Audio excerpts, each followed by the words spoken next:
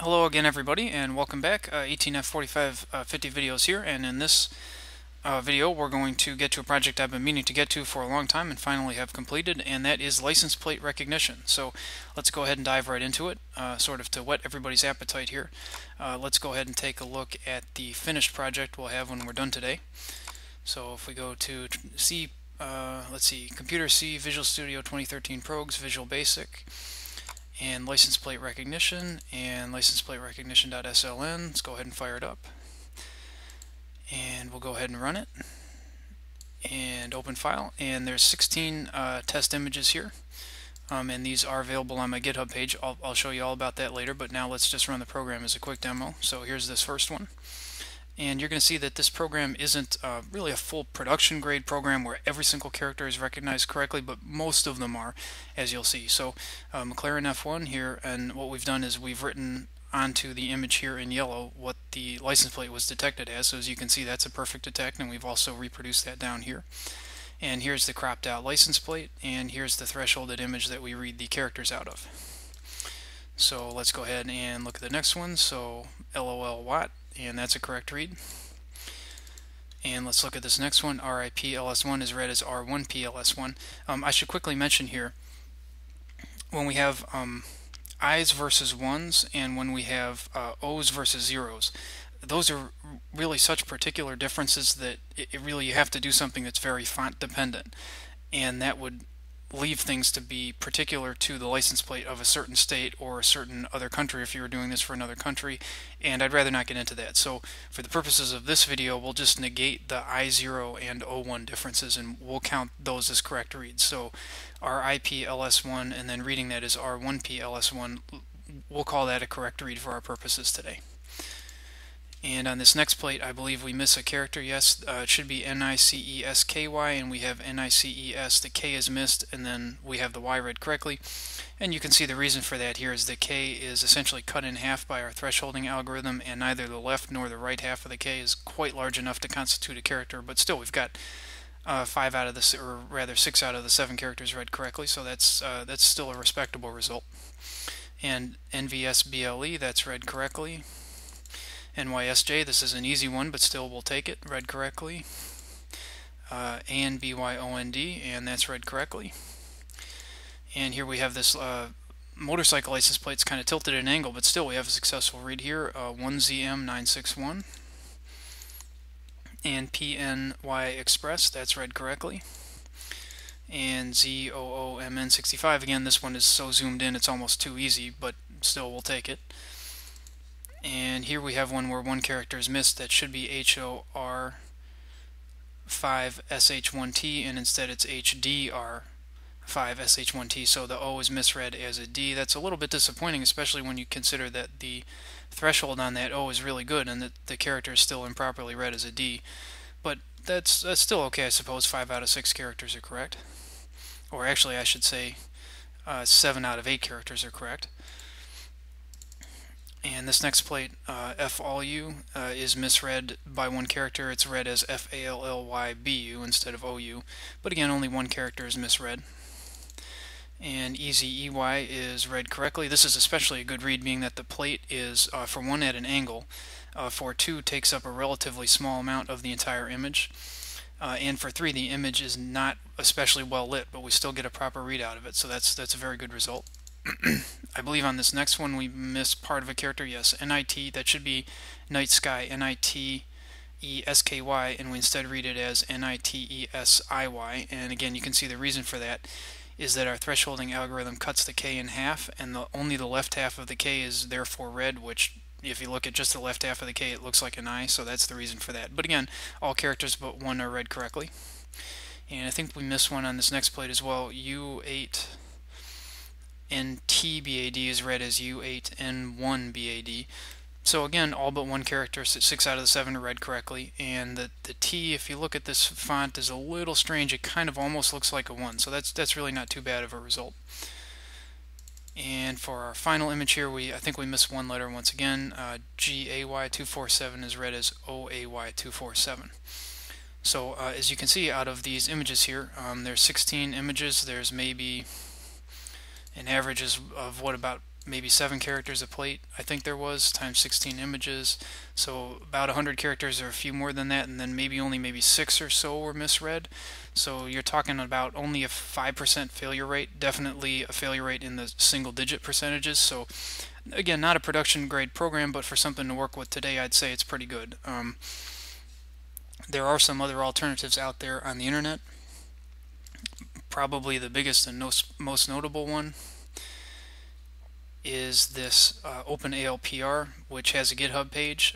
This program produces an unbelievably small failure rate, but it's a huge program, many thousands of lines. The program we're going to do today, you could study in, say, a weekend and really get your arms around. It's only about 1,000 lines total, and as you can see, the results are still pretty good. So for the next step, now that we've demoed the program, let's quickly go over the prerequisites that are involved here.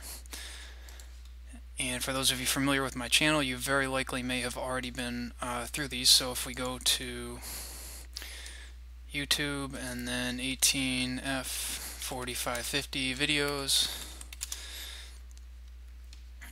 let's see, 18F4550 videos. So the prerequisites for the project that we're going to do today is I definitely would recommend going through this video here, OpenCV 2.4.11 Windows 7 Installation Guide Part 3. Visual Basic.NET and C# with Emgu CV. And for those not familiar, Emgu CV is a wrapper functions for basically a huge library of wrapper functions for the OpenCV functions, so that we can call OpenCV functions from within the .NET environment. And then also definitely you want to go through this video here, OpenCV Intro to Character Recognition and Machine Learning, with KNN in Visual Basic and C#, and this goes over the basic concepts. And in fact, the first program of the two we're going to do today, where we generate the training data to recognize characters, is essentially just the license plate specific version of this video here. And in case you're wondering, if we go to my GitHub page, MICROCONTROLERS and more, there is a microcontrollers and more GitHub. There is a GitHub repository for both of those as well. Here's the OpenCV 2.4.11 Windows Installation Guide, and in particular there's a cheat sheet for Installation Cheat Sheet 3 Emgu CV 2.4.10 for Visual Basic.NET and C#. I'm going to be referencing this today. And here is, I believe, license plate, right? Yes, here we are. OpenCV, KNN, Character Recognition, Machine Learning, Visual Basic, and C#. And then this is the project where we just sort of in isolation did the character recognition that we're going to be using today in the license plate project. And then the project that I'm going to demo in the video today is this here, License Plate Recognition Visual Basic. Okay, so next let's take a look at the content in this repository here, License Plate Recognition Visual Basic. The README is this here. I'm going to update this when I'm done with this video to link to this video, but other than that there's not much you need to know about the README. Here are the images. So this is just those 16 images that you saw earlier. They're the same ones on here as on my computer currently. No need to show those again, I don't think. So then we have two programs here, License Plate OCR Gen Data, so that's going to generate our training data for the character recognition. License Plate Recognition, that's the program we just saw demoed a few moments ago. And then Presentation. So let's take a quick look at these. License Plate OCR Gen Data. So FRM main, this is the code that actually produces the character training data. And you can see it's about 200 lines. And at the completion of the training project, these files here, classifications.xml and images.xml, these are what you will end up with. We'll go ahead and build the project and recreate these files today though, so you can kind of see the process through beginning to end. And then this file here, license plate characters, or license plate training characters.png, this is the actual, let's go ahead and save this to the desktop now. This is the actual image that we're going to train characters on. So if we take a look at it, here we are, saved to the desktop, and this is the actual size. I believe I used 26 or 28 point font to come up with this, and I used 5 different fonts. Honestly, I don't recall what they were. I think Courier New was one of them, Times New Roman was one, maybe, geez, Helvetica. I don't remember all of them, but I just picked 5 of the more standard fonts that I could find.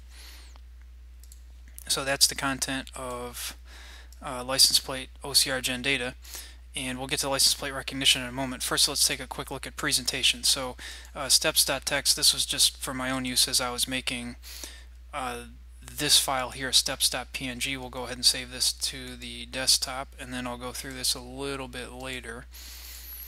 Basically what this is sort of a graphical list of the data structures and the functions that we follow as we go through the program. Again, more on that later.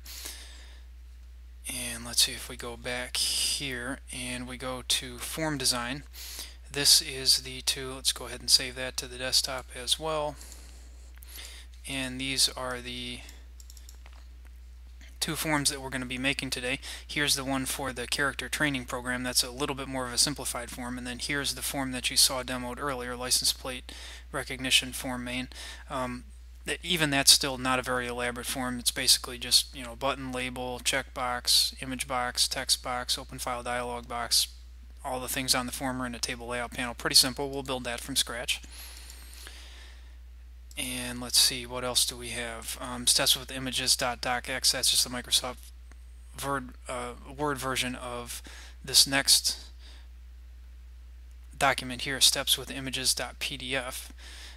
And let's go ahead and save this to the desktop as well. Actually, we'll just do the raw view, save as, there we go. Save it to the desktop, download completed, and that essentially is the same as steps, only it also includes some images that hopefully will maybe make things a little bit easier to follow as we go through it. We'll get to all that momentarily. And then in license plate recognition, here's the actual 6 files in the program that we demoed earlier. There's form main, so of course that's the main form, and then there's 2 classes here, possible character and possible plate. And then these other 3 remaining are preprocess, detect characters, and detect plates. Those 3 are modules. Again, we'll get to more of that in the code later on. So that pretty much completes the content on this repository here, license plate recognition Visual Basic. So let's get to steps, and we'll kind of explain some of the steps that we go through here. So this program, you could sort of more or less divide it up into 2 halves. First, what we do is we find plates, and then sort of the second half, if you want to maybe term it that way, is then we find characters within plates. Okay, so I just paused the video to change the cursor size of the hand here from that larger cursor down to the normal size one, so it's to avoid blocking the text as I'm going through some of these steps. So essentially, first we find plates, and that's sort of the first half of the program, and then finding character within plates is the second half of the program. So to find the plates, what we do is from main we call this function detect plates in scene, and that's all the stuff in this bracket here. So we start with the original scene, then we call preprocess. That gets us our grayscale scene and our threshold image scene. Then we call find possible characters in scene. That gets us our list of possible characters in the scene. And then we call find lists of matching characters, and then that gets us our lists of matching characters in scene. Now, what do we mean by matching characters? I'll explain that a little bit more subsequently. Then we call extract plate, and that gets us our list of possible plates. Then we load canon data and train canon, and we don't have to use that until a little bit later on here with recognized characters in plate, but we may as well go ahead and load that at this point. And so we have our list of possible plates, and then we call preprocess, and this preprocess function here is indeed the same one as this one here. We don't need to do different preprocessing steps for finding plates in the entire scene versus characters within a plate.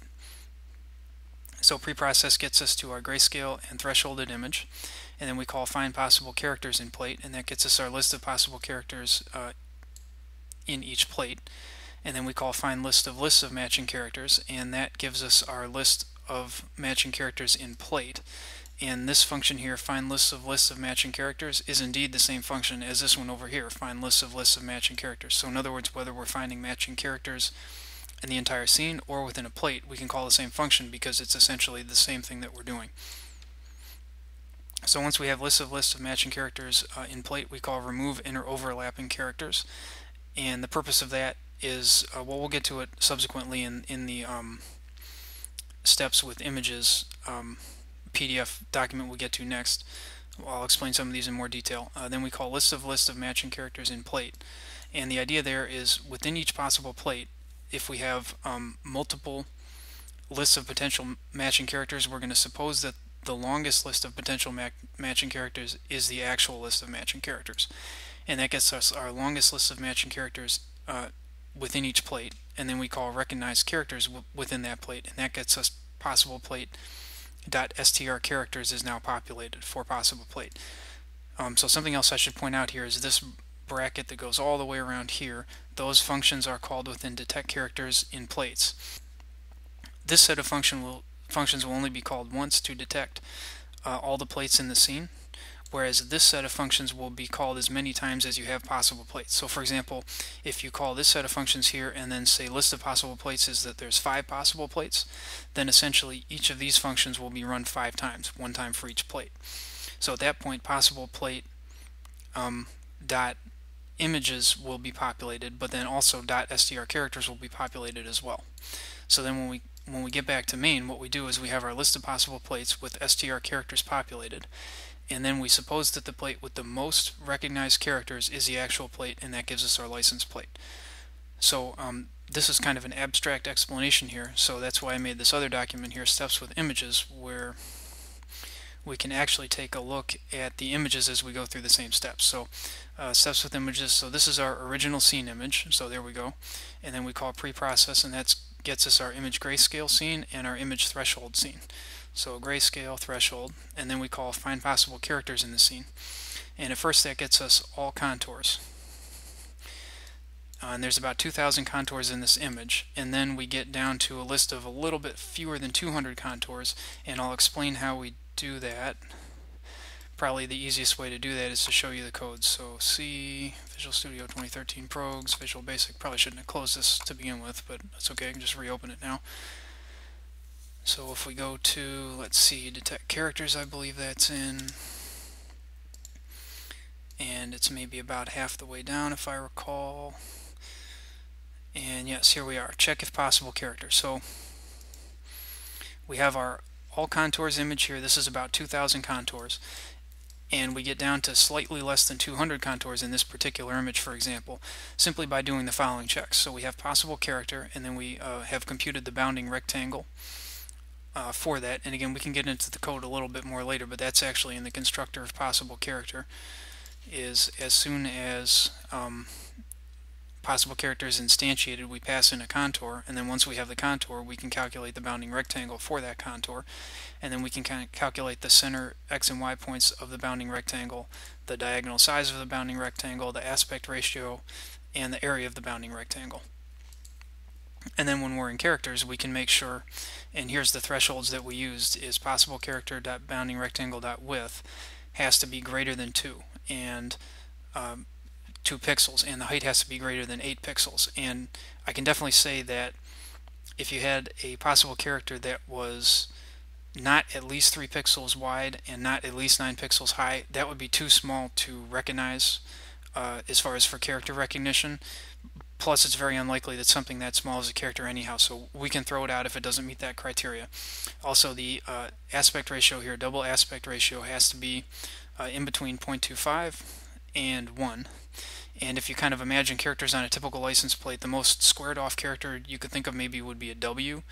Aspect ratio, for those not aware, is width divided by height. So maybe the most extreme wide character like a W still is going to have an aspect ratio of probably no more than 1 to 1, whereas a really tall and thin character such as an I or a 1 still is at least not going to have an aspect ratio less than 0.25. So we applied this criteria here. That'll throw out quite a few contours that are not characters. And then also we have a minimum pixel area. We make sure that that's at least 20. So these simple 5 checks here take us from these 2,000 contours down to these less than 200. So then we call find list of matching characters, and this requires a little bit of explanation. So basically the idea is when you get to this point, or even earlier on than that, like when you're at this point, say, there's 2 basic ways you can go about detecting a license plate. You can either look for matching characters, and then you can suppose that if you have a group or cluster of matching characters immediately adjacent to each other, that's possibly a plate.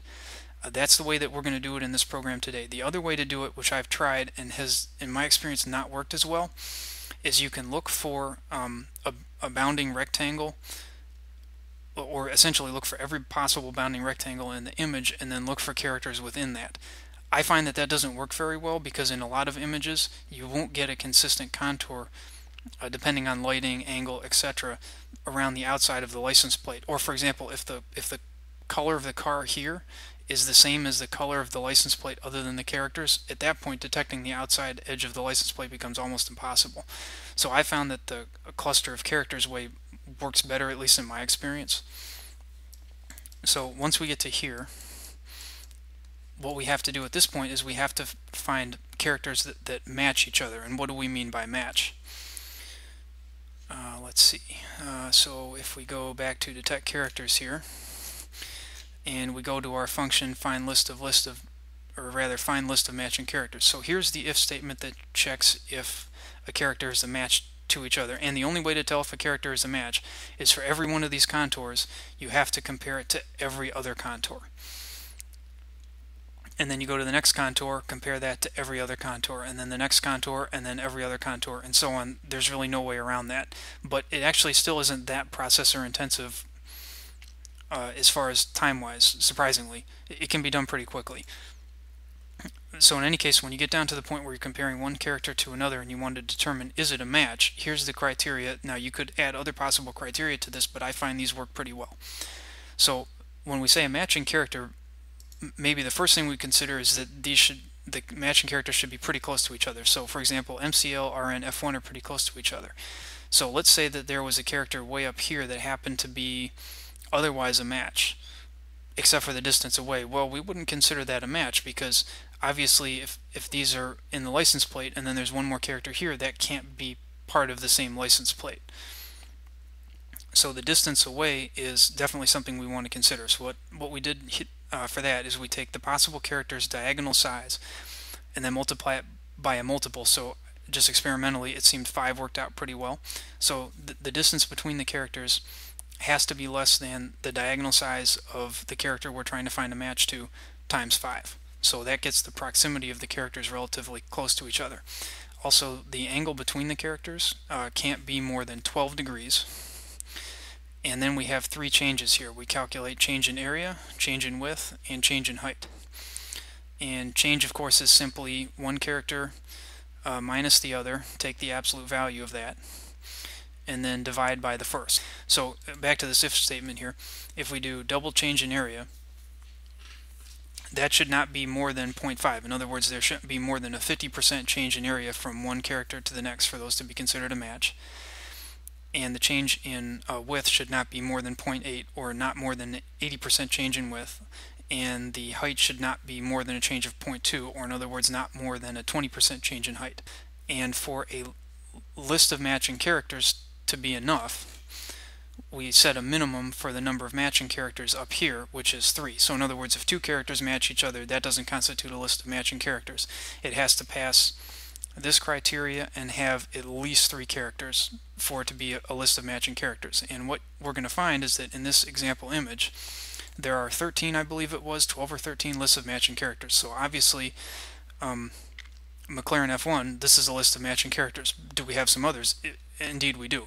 So you can see this purple contour here, this one, and this one. So there's 3 of them, so it's at least 3. And you can see these 3 are about the same size, about horizontally, there's not a whole lot of horizontal angle between them.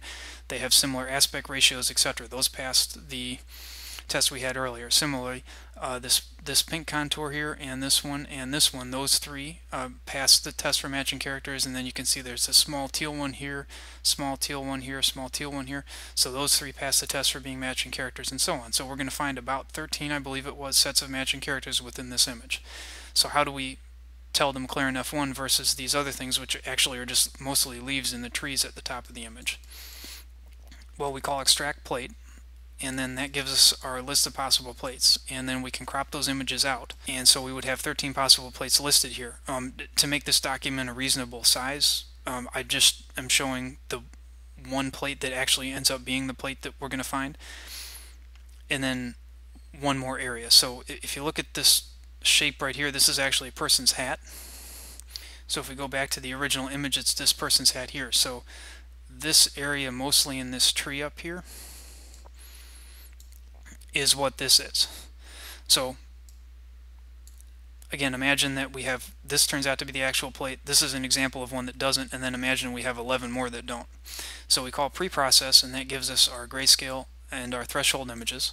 So there's grayscale, there's threshold, and then we call find possible characters in plate. And that gives us a list of possible characters in plate, which is essentially the contours from the thresholded image. So there's McLaren F1, and then here's our possible characters. Of course, those don't turn out to be characters. So then we call find list of matching characters. So the idea here is, in this image, we're looking for characters that match each other, and sure enough, all 7 of the characters are found to match each other. They pass the matching criteria we mentioned earlier. And then the image on the right here, these 3 contours on the left are about similar size and similar height, etc. So those are found to be one list of matching characters, and then these 4 contours on the right are found to be another list of matching characters, matching potential characters. Then we call remove inner overlapping characters, and the reason for that is that probably the most common example is with the letter O. If you threshold the letter O and then call find contours on it, you'll get the outer part of the O and then the inner part of the O as separately recognized contours. But we don't want to recognize that as 2 characters, we only are looking to recognize that as 1 character. So what we do with this function here, remove inner overlapping characters, is that throws out the inner O and leaves only the outer one. In this particular example, that doesn't do anything very interesting because there weren't any remaining inner characters in this image compared to this one, or in this image compared to this one. But in a lot of images you'll have O's, or you'll have a character like a 9, say, or an 8 that has an inner contour to it. So continuing on, here we have list of matching characters in plate. And then what we're going to do is, for each possible plate, so this is a possible plate, this is a possible plate, and remember there'd be 11 more. So within each possible plate, we're going to suppose the longest list of potential matching characters is the actual list of characters. So here we have only 1 list of characters, and there's 7 matching characters, so that would be our list.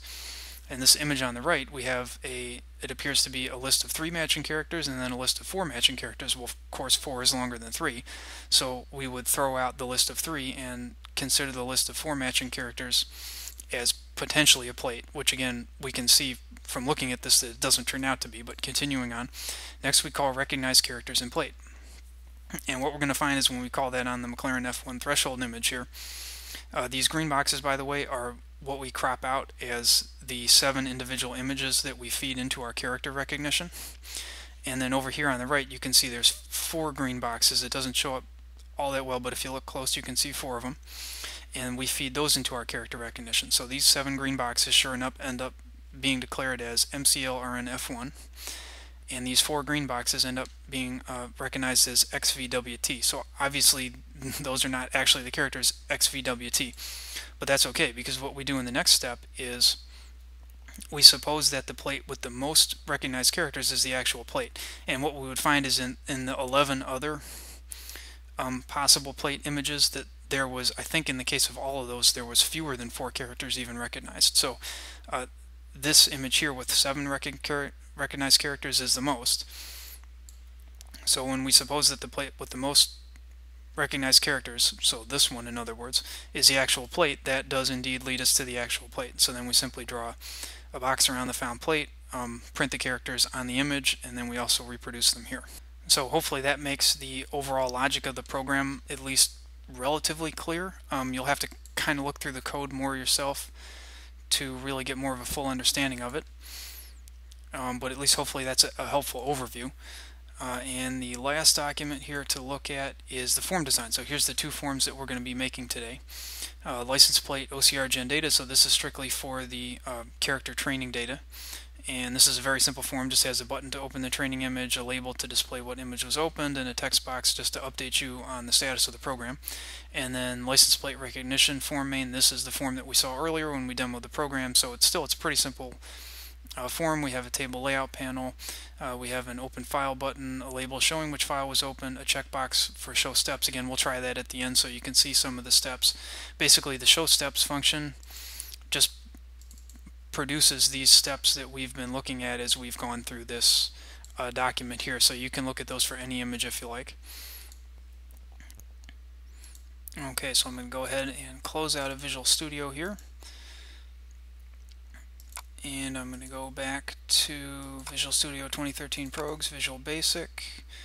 And we're going to kind of take a leap of faith here and take license plate recognition and license plate OCR gen data and move those into backup now. So now Visual Studio 2013 Progs, Visual Basic is blank, and we're going to go ahead and create and run both programs. So let's fire up Visual Studio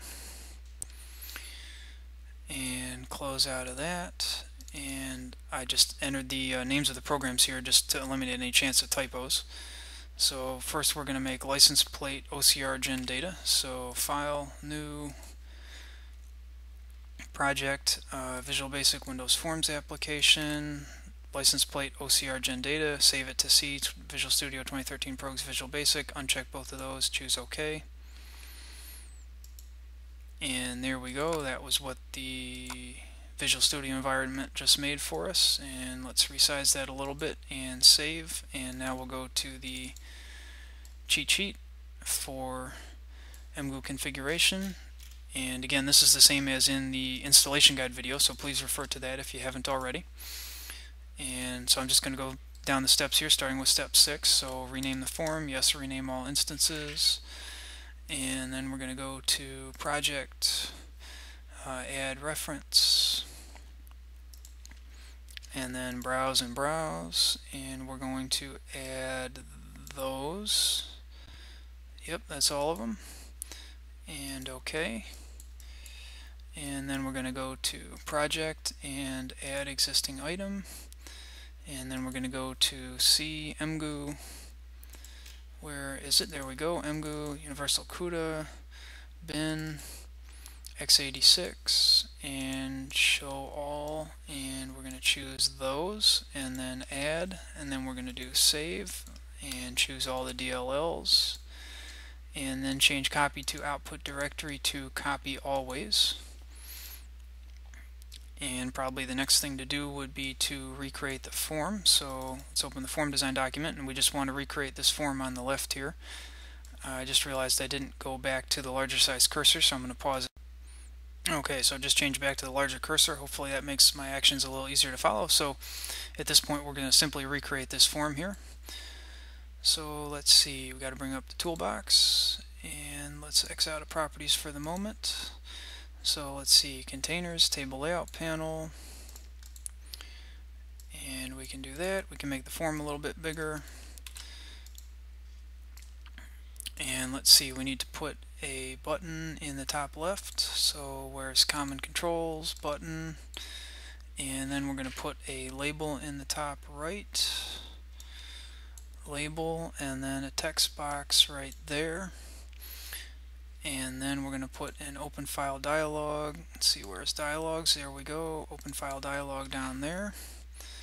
And now if we go back to here, so once again, that's go to my microcontrollers and more GitHub page, repositories, license plate recognition, Visual Basic, and then we're going to go to license plate OCR gen data, and then form main.vb, and then raw, and then we can copy and paste the names for the components out of here.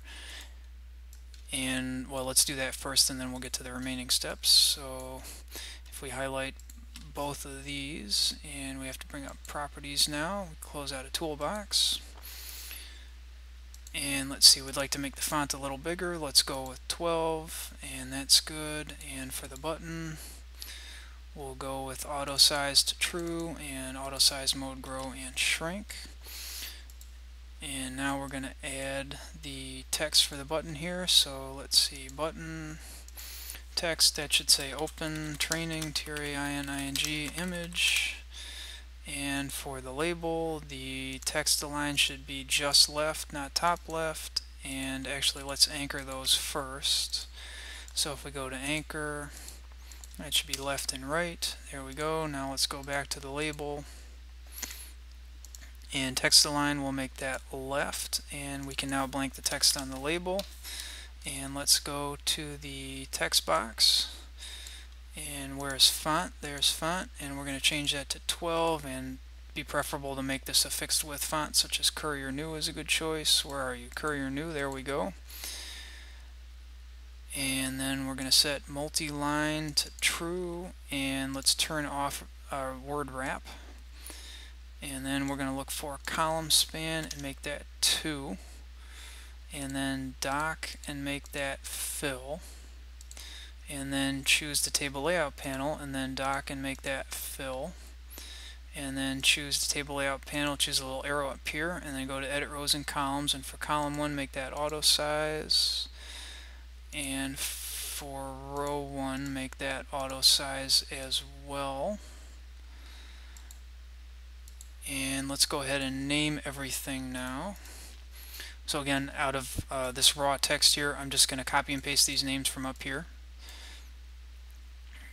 So table layout panel 1, we can change that name to table layout panel. And button open training image, we can change that to button open training image, and label chosen file, we can change that to label chosen file. And text info, we can change that to text info. And open file dialog, open file, we can change that name as well. There we go. Save, and make sure that we've named the button correctly. Button open training image, yep, double click on that and that'll write our button click event for us, or at least start to write it for us. And now referring to that raw code again, so again, it's just simply going to microcontrollers and more on GitHub here, license plate recognition Visual Basic. And whoops, don't know why that disappeared on me. License plate recognition Visual Basic. Okay, if we go to license plate OCR gen data, and I'm just showing you where we're going to again here, for main.visual basic and then raw. So at this point, we're going to copy and paste everything from here that isn't here already, which is pretty much all of it. So we're going to grab the top there, paste that in, okay. And then we're going to grab the module level variables and the comment line for button open training image. Okay, and then we're going to grab the entire body of open training image and put that right there. And then we're just going to realign a few things.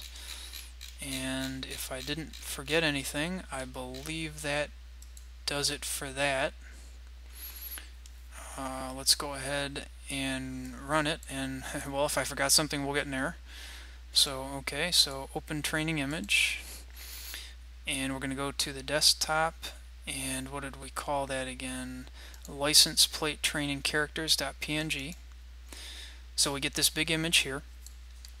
And if it's helpful to keep track of which character you're on the right side here, we've got the current character cropped out. So what you definitely want to do here is remember that an uppercase and lowercase character are totally different ASCII numbers. So as you're typing in the characters, make sure you're holding shift. Whereas when you get to the numbers, you don't want to accidentally type in a special character, so make sure to let off of shift. So I'll just do the first group of characters here, and then we can fast forward through the rest of them. So holding shift, Z, T, R, P, M, F, E, D, B, A, Y, X, W, V, U, S, Q, O, N, L, K, J, I, H, G, C. Now letting off of shift. 9, 8, 7, 6, 5, 3, 2, 0, 4, and 1. And I think at this point I'm going to fast forward because you don't need to see me type in the rest of these characters at this speed.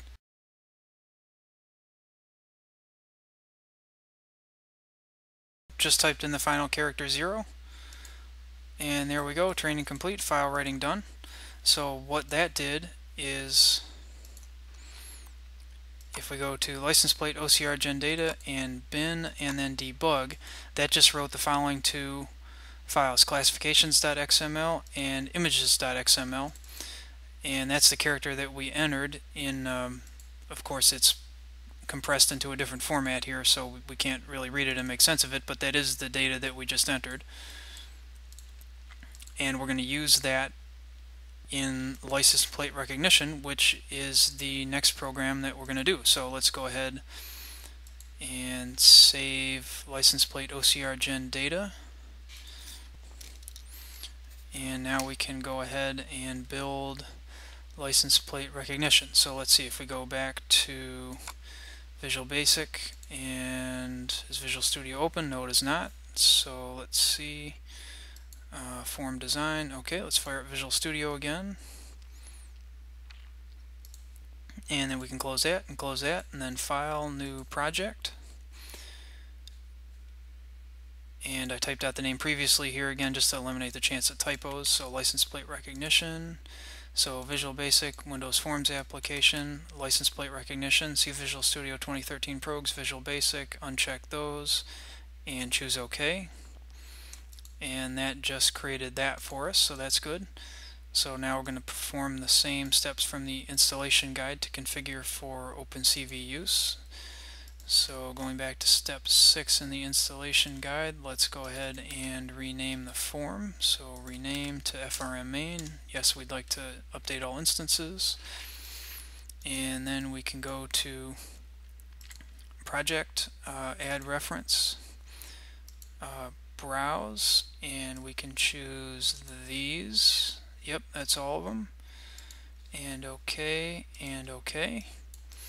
And then we'll go to project and add existing item, and then we'll navigate to C Emgu, which is up here a little bit, Emgu Windows Universal CUDA, bin, and then x86, and then we're going to change this to all files, and we're going to choose those, and then choose add, and then we're going to highlight all our DLLs and go to here, copy to output directory, copy always, and save. And now we're ready to make the second of our two forms. So now we're going to make this form here, license plate recognition form main, and again I'm just going to work off this form design cheat sheet.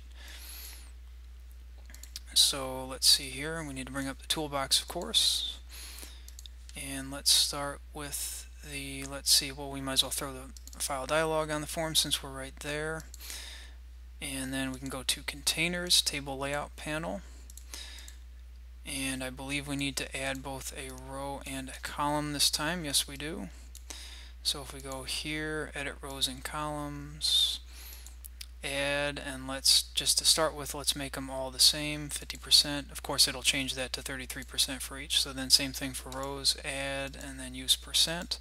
And there we go, we have 3 by 3. They're all equal size so far. Again, we're going to change that momentarily. So now we can put an image box right here in the left center one, and then if we go to common controls, we're going to put a button up here, and then we're going to put a label in the top center, and then we're going to put a checkbox in the top right, and then a text box in the lower left, and I believe that does it as far as adding components. So now to change properties. So if we go back to our GitHub page here, so let's see, back once more. So you probably recognize this by now. So if we go to license plate recognition and then FRM main, and then we go to raw, then we can copy and paste the component names out of the top here. So for the table layout panel, let's call that table layout panel, and for the button, we're going to call that button open file, and for the label, we're going to call that label chosen file, and for the image box, we're going to call that image box original, and for the text box, we're going to call that text info, and for the checkbox, we're going to call that checkbox show steps. And for the open file dialog, we're going to call that open file dialog open file. Okay, that's good. Now we can set the rest of the properties. So for the button label and checkbox, let's set the font up to 12. No need to squint here. And then let's go ahead and set the text. So I'm just working off the form design document for this. So if we go to text, that should say OPN FILE. Okay, and for actually, let's set the anchor property for all three of these. So if we go to anchor, we'll set that to left and right rather than top and left. And now for the label, we can change text align to just left rather than top of left, and then we can blank the text, and that's good. And now for the checkbox, we'll change the text to show steps, STEPS. Okay. And let's see what's next. Image box original, so column span, make that span 3 columns. And then for the text box, also we'll make column span 3 columns, and then we have to change the dock property, of course, for that to actually jump across the 3 columns. There we go. And dock is 3. And then for the text box, let's change the font to 12. I always prefer a fixed width font for those, so Courier New. And let's see, we don't want word wrap on. Word wrap, set that to false. And then multi-line, I believe, set that to true. And then scroll bars, set that to both. And we can go ahead and click on the table layout panel now, and we're going to dock that. So center. And now if we choose this arrow up here, it'll go to edit rows and columns. For the top row, we can set that to auto size, I believe. Yes, okay, and that didn't quite make it as small as it should have, because for the button I forgot to go to auto size to true, size mode grow and shrink. There we go. Okay, so just a few final changes to make. Table layout panel. So we should go to edit rows and columns, and then for the columns we would like to make the first column auto size and the last column auto size, and that'll make the button and the checkbox as small as possible to fit their text and have the label take up the rest of the space, which is what we're trying to do. And then for the image box, I always like to have a border around those just so you can see where the image begins and ends, honestly, as much as anything else. So if we go to border style and fixed single, okay, that's good. And then if we set for the image box the size mode property to zoom, that will stretch or shrink the image to fit the available space in the image box while keeping the aspect ratio of the image the same. So personally, I think that's the way to go for that. And then if we go to table layout panel and then edit rows and columns, as a default for the rows, let's set row 2 the image to be maybe say 75% and row 3 to be 25%. We're going to change those in code when the show steps button is checked or unchecked. The show steps checkbox, I should say, is checked or unchecked, and then also when the form's loaded. But just to give us an idea at design time of roughly what it'll look like, that's pretty good. Okay, so if we go ahead and fire the program up now, our form should be resizable and everything. Yep, that looks good. Doesn't do anything yet, but our form's complete. Okay, going to pause for just a second here. Okay, so just had to take a quick break there, get a drink of water. Now it's time to get back to it. So our form's done. So now if we go back to the GitHub page, and again, where we are on that is if you go to license plate recognition Visual Basic, license plate recognition. So now for each of these 6, for these 5 we can just copy in the text entirely. Well, first we have to make them, then we can copy in the text entirely. For form main, we want to have the environment start the 3 events for us. So if we go to form main and then raw, we're going to find there's 3 events in here. Form main load, checkbox show steps check changed, and button open file underscore click. So let's go ahead and do that so our events are taken care of. So we want to make sure that, and those are the default events for all 3 of those components, I might add. So let's make sure they're all named here.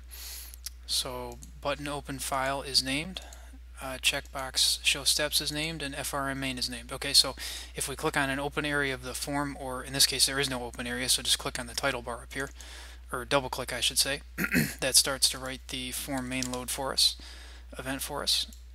And now if we go to the button and double click on it, there we go, there's Open File Click. And if we double click on the checkbox, and that writes that for us as well, let's move that event actually in there. So we have form main load, checkbox, show steps, check changed, and then button open file underscore click. And now we're going to go to this raw code and basically from top to bottom just copy and paste everything that isn't there already. So we can grab all the stuff at the top to start. Let's paste that in. Don't need the properties window open anymore. And now we have the module level variable section, so that goes right there. And then form main load goes right there. And form main load is just one line there, so that's easy. And now checkbox check changed. So let's copy in these lines on top of the functions here. I think it makes it more readable to see where the function, each new function begins. So now we can paste that in, and that's good. And now the body of the function button open file underscore click goes right there. And we can move that over, and that looks good. And we're getting these underlines here because we haven't put the rest of the code in the other modules, but we'll get to that in just a second. So now we're going to do that. And just neaten up the spacing here a little bit. So that completes form main. So now what we're going to do is add in the other 5 .vb files. So let's see, possible character and possible plate are classes, so let's go ahead and do those first. So if we right click on license plate recognition and go to add class, and then that's going to be POSSIBLECHAR. Make sure that's a class. And then we're going to right click on here again and go to add class, and that's going to be POSSIBLEPLATE. Make sure that's a class, add. Now the next 3 are going to be modules, so now we're going to right click here and go to add module, and so that's going to be DETECTCHARS, add. And then we're going to add module, and now it's going to be detect plates, so DETECTPLATES. Make sure that's a module, add, and I think there's just one more now, add module, and now we're going to add PRO, or my mistake, PREPROCESS. Pre-process. Make sure you get the spelling on these correctly, because if you were to make a typo here, then when you copy and paste in the code, the module name won't match the name of the .vb file, and that's going to cause an error. So that's why I'm being so careful with these names here. PREPROCESS. Yep, that's good. Okay, and that is a module. Okay, so let's just change the order of these a little bit here. I'd prefer to have the form design view first, then the form code. Then we call detect plates first, then we call detect characters. Preprocess is kind of a separate thing, so we'll put that at the end. And then we have possible plate and then possible character. There we go. So let's change the size of each of these to be a little smaller. 88 and 88. And we'll make these all, whoops, 88, not 77. And 88. And that's already 88. Okay, so for the 5 other than form main, detect plates, detect characters, possible plate, possible characters, and preprocess, there are no events for those. So we should be able to just copy and paste in the code wholesale here. So if we go to detect characters.vb and then raw, and Control A, Control C, and then we go to detect characters.vb, Control A, Control V. Okay. So next one, so back to detect plates.vb, raw, Control A, Control C, detect plates, Control A, Control V, and of course we could take the time to type all this in, but then this video would be unbelievably long, so realistically copying and pasting it is just time-wise is the only acceptable way to make this achievable in a video that's about an hour. Okay, so then if we go to possible character, I believe we were on, .vb, and Control A, Control C, that was possible character, okay, and there we go.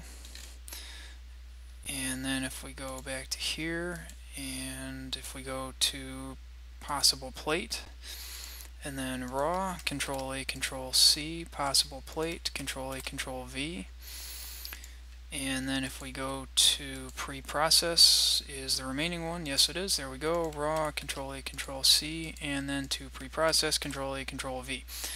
And then save all. Now if we run the program currently, there's at least one error that we're going to get because we didn't copy over the training files. The form's not quite big enough there.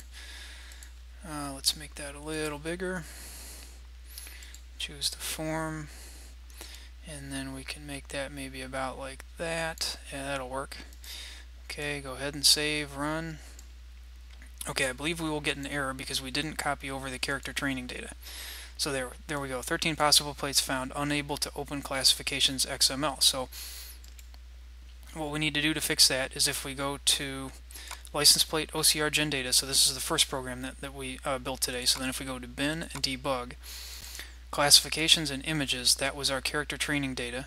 So we want to copy those, so let's do copy, and then we want to go to license plate recognition, bin, and debug, and now we're going to paste those into here so that the license plate recognition program can find them. So now let's try that again.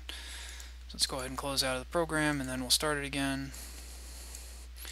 And then open file, and 13 possible plates found. It's taking a moment to load the character training data, and there we are, it works. So we'll just test it on a few more images, but it's pretty clearly working here. LOL Watt, RIPLS1, NICE SKY, well the K is missed, but other than that, invisible, and so on. And you can experiment with the show steps function if you like. That's how I got, you may recall earlier, these images here in this document where I was kind of explaining the steps.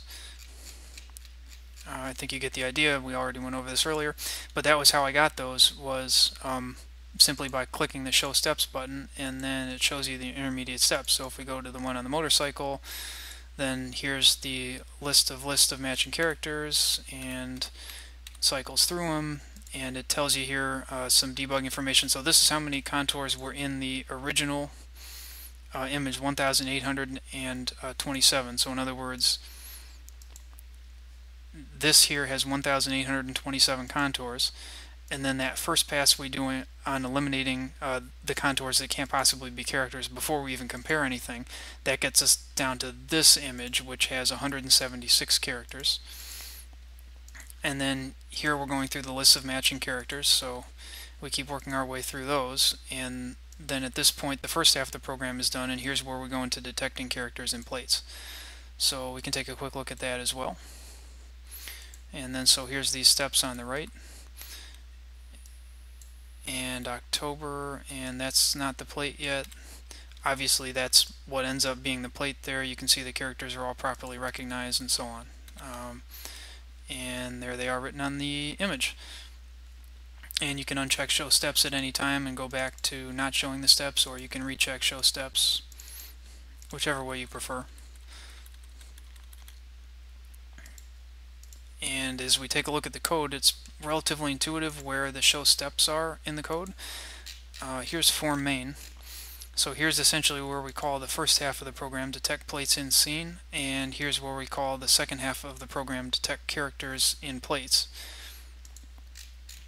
And in each of these functions here, so in detect plates, in the detect plates module, we have the function detect plates in scene, and that calls 4, 5, or 6 other functions as we took a look in that step slide at earlier. Unfortunately, it's just a necessary part of this program to have those show steps, to have that functionality in the program. We have to have these if statements, if form main dot checkbox show steps dot checked equals true, then we do some additional processing to show the steps. And it turns out that more than half of the code in these two functions here, detect plates and scene, and then the first function rather in detect characters, which is detect characters in plates. For those two functions, more than half of the function is these if statements showing the steps. So it kind of increases how verbose they are. There's really no way around that. Personally, I think it was putting that in because it was worth putting that in because it's really helpful if you haven't been through this before to see the steps kind of play out, and everything makes a lot more sense that way. So I think I'm going to end this video here. It's really not necessary to explain every line of the code. I try to write the code as much as possible to be relatively readable, try and comment it in cases where additional comments are helpful. Plus, just due to the length of the video, I mean, if I went over every line of the code, it would be another 5 hours, and that's excessively long. So once you have this program working, at this point you could translate it into another language pretty easily if you like. If you're interested in any particular logic parts of it, the Visual Basic Debugger, of course, if you're watching this video, you probably know how to set breakpoints and then step through them. So at that point you can determine any of the logic for any parts that aren't clear. So I think I'll stop there with this program. As far as future projects, I have some different things in mind. I'm thinking about doing a C++ version of this, not .NET C++, but actual native C++ calling OpenCV functions directly, and then maybe a Python version as well. And then I have some other things involved. Of course, Windows 10 was just released, so probably pretty shortly I'll upgrade to that. And then Emgu CV 3.0.0 got its first release past the release candidate stage, its first full release. Maybe I'll do an update on the installation tutorial for Emgu CV based on that, as well as OpenCV has further moved on to version 3. I think I'm going to wait until the next version comes out, but eventually I'll do an update on my installation video for OpenCV. Also definitely thinking about getting into Raspberry Pi 2 with Windows 10 and also bouncing some other ideas around as well. So if anybody has some ideas for future videos in particular that they'd like to see, or some reflections on this video, please comment. Also please rate and subscribe, and I'll see everybody in the next one.